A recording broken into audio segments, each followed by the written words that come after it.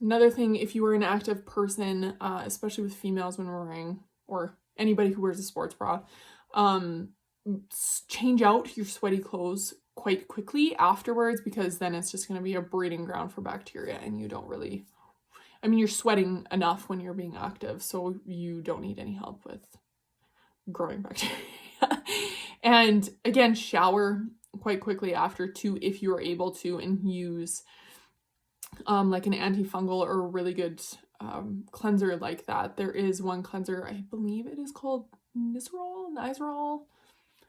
I'll add a link to it down here. It's really good for antifungal things like that too, which again, if you're somebody that plays sports or is active for just sweats, it is very helpful with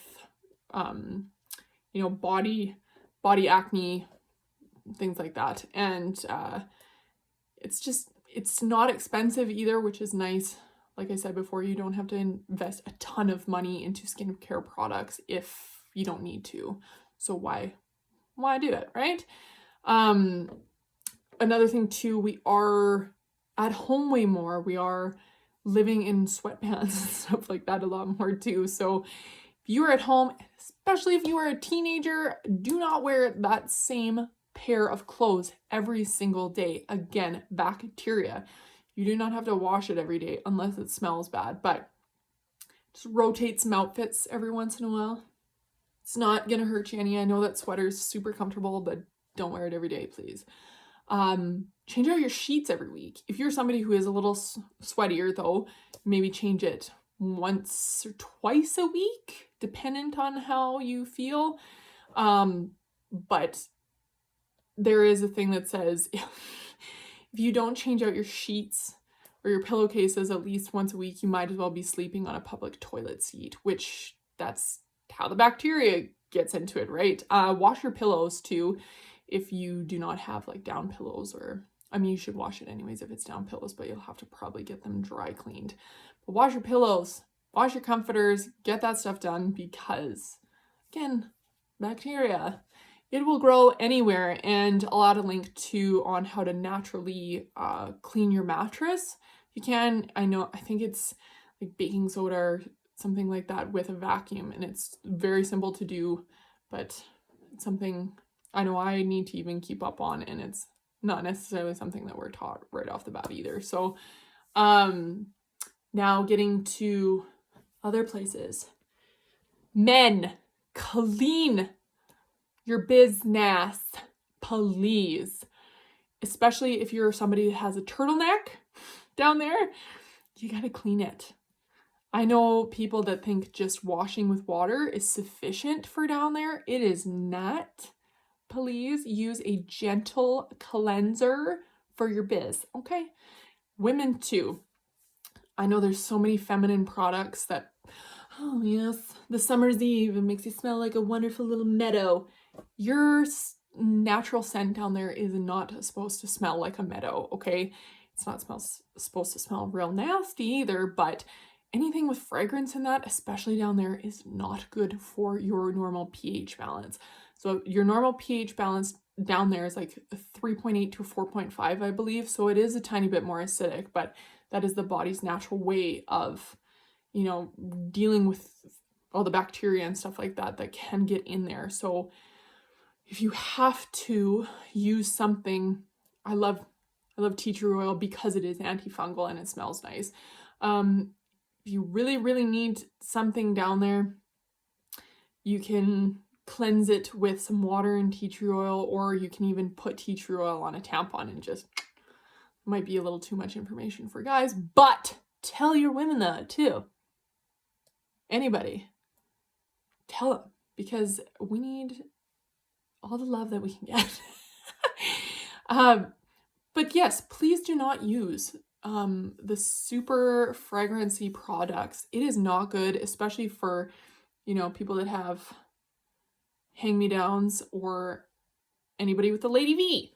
You do not want to be using high fragrance products down there. The skin is it's thinner, it's more sensitive, and it's going to be more susceptible to irritation if you use products like that. So gentle cleansers, I'll put a little list underneath this video for that. And if you're if you're using condoms, or even if you're not using condoms, it can really affect the pH as well. So just be cognizant of that. It's not necessarily that you have anything, it's just your body is trying to kind of balance its stuff out. If you are really worried about it, go to your doctor.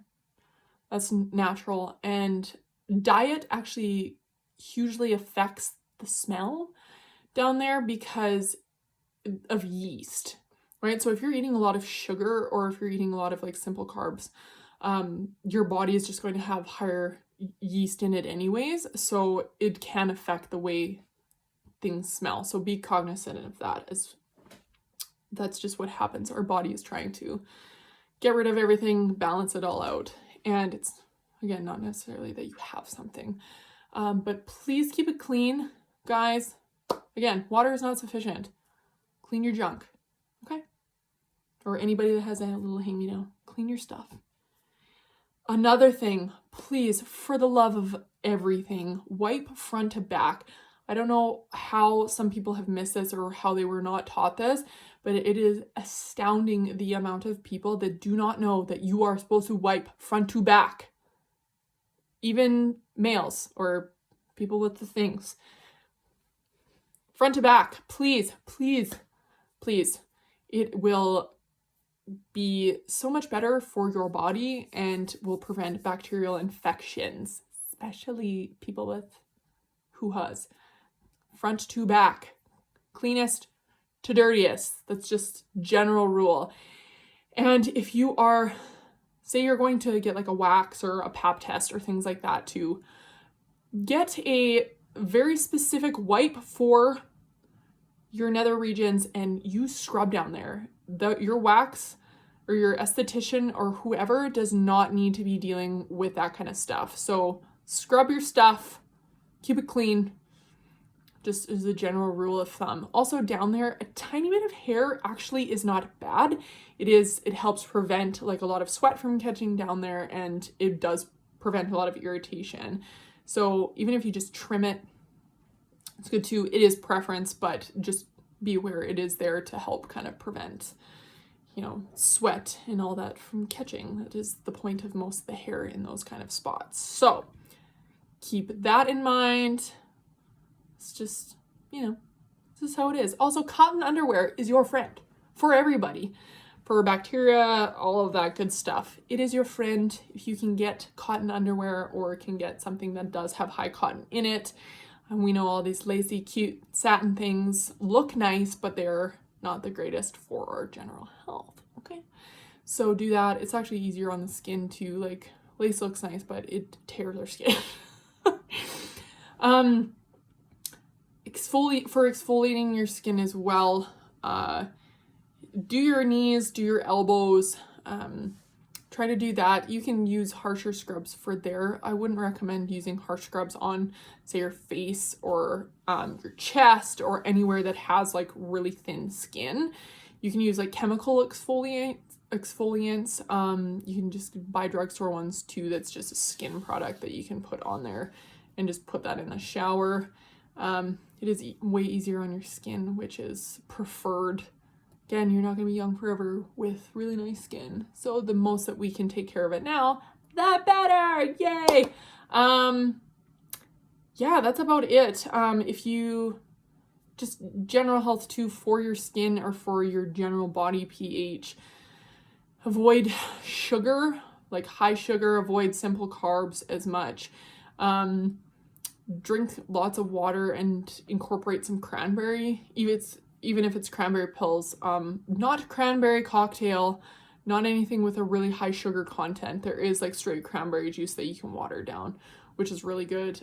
Eat more vegetables and natural fruits.